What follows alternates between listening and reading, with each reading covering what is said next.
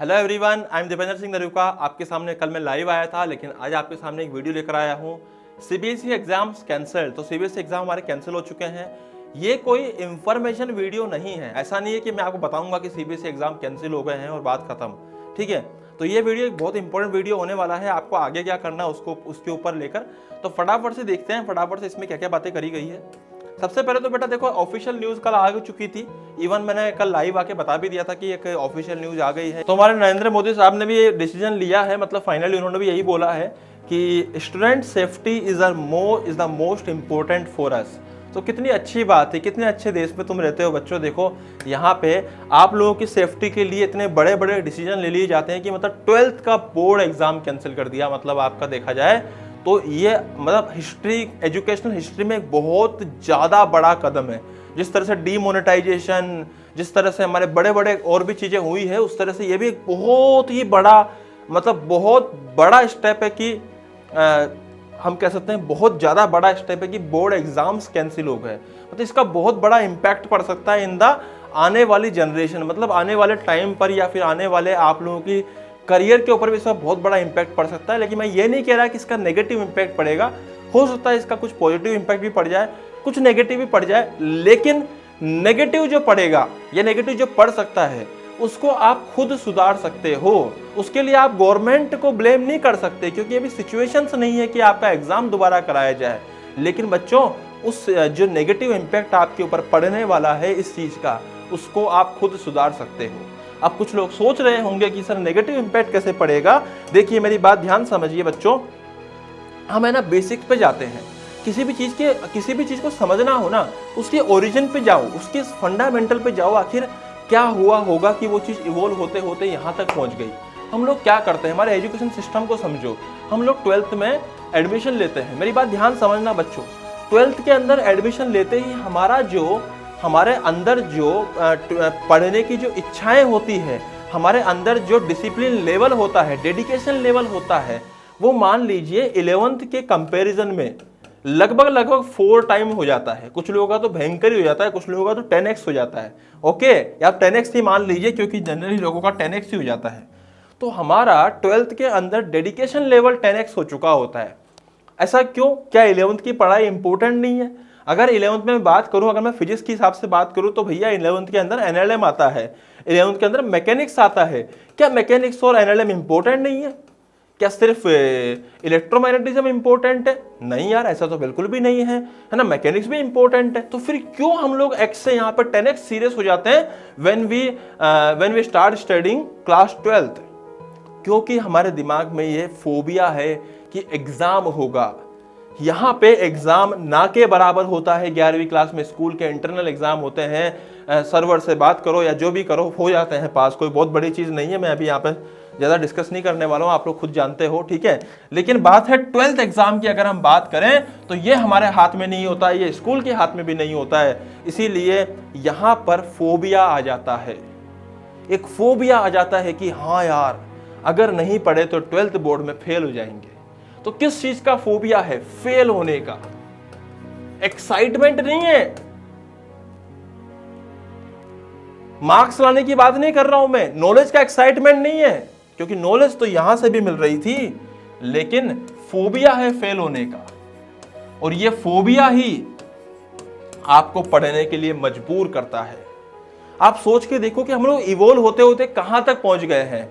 हम लोग basically evolve होते होते 12th एग्जाम को सीरियसली पढ़ना है, सिर्फ यहां तक पहुंच चुके हैं because of the phobia of society, under the pressure of society, under the pressure of parents, under the pressure of friends.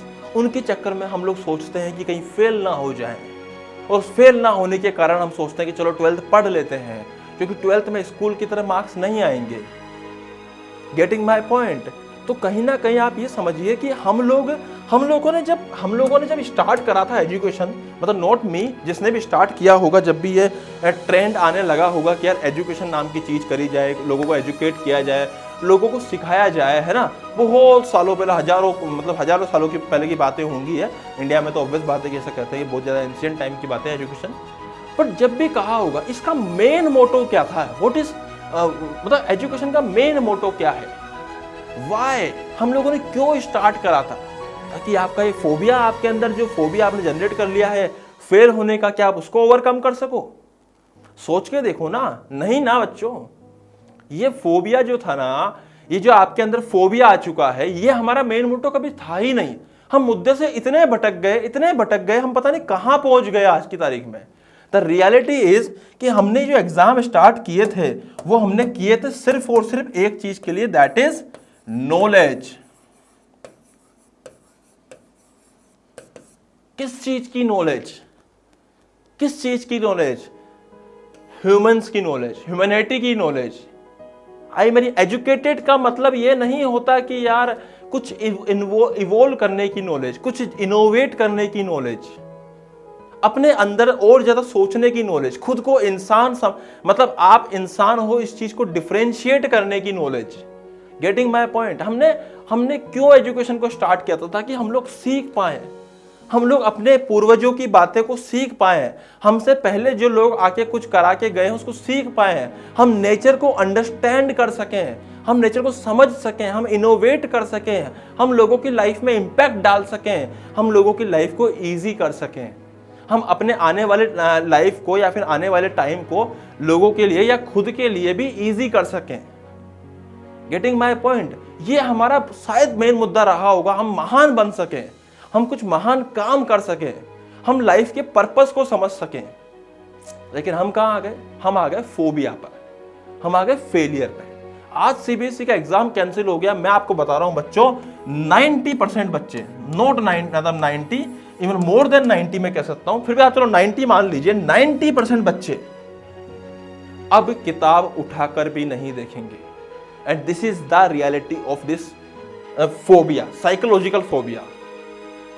अब 90% लोग किताब उठाकर भी नहीं देखेंगे, और यही वो 90% होंगे जो कल जाकर गवर्नमेंट को गालियां दे रहे होंगे कि हमारी नौकरी लगवाओ।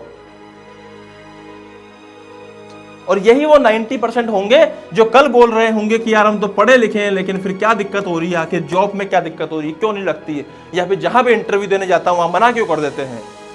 क्योंकि हमारे फंडामेंटल्स ही क्लियर नहीं है।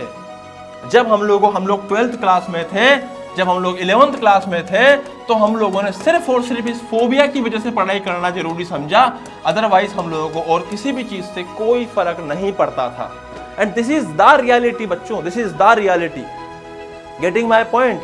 सो आपको ये बात का बहुत ज्यादा ध्यान रखना है। मतलब अगर आपको मैं एक चीज बताऊं, इन शॉर्ट में, आपको इस वीडियो का बहुत लंबा नहीं खींचता हूं, बहुत शॉर्ट में एक चीज समझा देता हूं।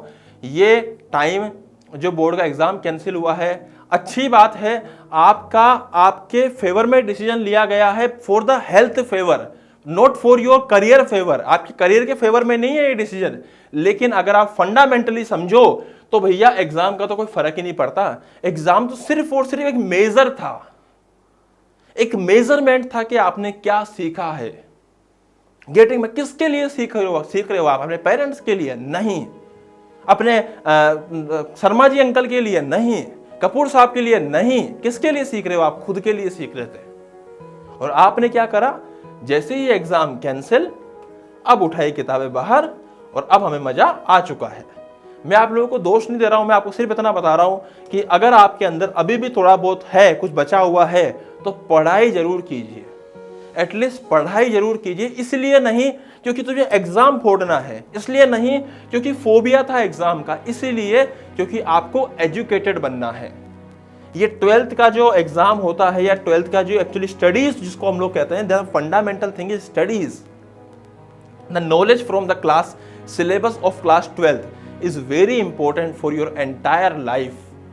तो आपको जरूर करनी चाहिए बच्चों। इवन अगर मैं साइंस मैथ्स की बात करूं तो साइंस मैथ्स के अधिकतर लोग आगे चल के या तो डॉक्टर बनेंगे या इंजीनियर बनेंगे, इस टाइप के कुछ लोग बनेंगे, है ना, या फिर टीचर भी अगर बन गए, तो किसी भी तरीके से आपको इसके फंडामेंटल्स बहुत ज़्यादा अच्छे से क्लियर होने चाहिए। Okay, so the main important thing is कि exam was not the fundamental thing, the fundamental thing was knowledge, education. Education का मेजर था एग्जाम, कि आप चलो आपने जो पढ़ा है उसको दिखाने के लिए सोसाइटी को, कि क्या मतलब सोसाइटी को या खुद को, मतलब बेसिकली चेक करने के लिए कि आपने पढ़ा भी है कि नहीं पढ़ा, इसीलिए हमने एग्जाम लगाया, या इसीलिए ह्यूमैनिटी के अंदर एग्जाम आया, मतलब इंसानियत के अंदर, सॉरी, इसीलिए हमारे कल्चर में एग्जाम आया। इसीलिए नहीं आया कि एग्जाम की वजह से ही बाकी सब चीजें होंगी। एग्जाम है इसलिए पढ़ना है, एग्जाम है इसलिए मुझे किताब लेकर आनी, एग्जाम है इसलिए कॉपी लेकर आनी, एग्जाम नहीं होता तो आज मुझे लिखना नहीं आता। ये गलत बात है। आपको एजुकेशन को और एग्जाम को अलग अलग रखना है। सो प्लीज अपनी एजुकेशन को मत छोड़ दीजिएगा, एजुकेशन को जरूर कंप्लीट कीजिएगा, चाहे 12th का एग्जाम हो चाहे नहीं हो। आपके अंदर ये कॉन्फिडेंस होना चाहिए कि हाँ मैंने 12th करी है। ओके सो बच्चों, बस ये है कि अब फोबिया खत्म हो गया। अब आपको कहीं से कोर्स वोर्स लेने की जरूरत नहीं है, मतलब अभी आपको जरूरत नहीं है कोर्स वोर्स लेने की, जो भी 12th के बच्चे हैं। अगर आप नीट IIT के लिए कुछ लेना चाहते हो तो आपके लिए उसके लिए बहुत सारे ऑप्शंस अवेलेबल है, बट 12th के लिए अब आप फ्री है। अब आप लोग सिर्फ और सिर्फ अपने लिए पढ़ सकते हो। Okay so thank you so much, मिलेंगे। Happy learning, thank you.